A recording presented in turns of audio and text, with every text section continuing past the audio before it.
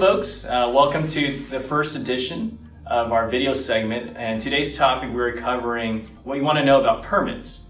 And I have some special guests in the house today. I have Ariana Adireh from Ariana Designs. She is an interior designer, and we have Robert Bonner from Bonner Designs, and he's an architect.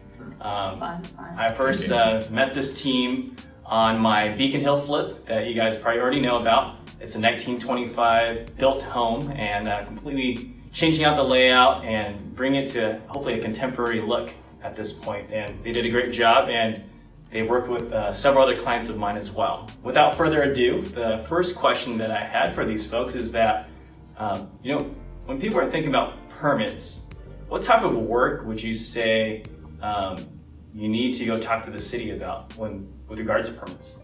Well, the permitting question, right? That's an exciting topic in itself because it is such a complex.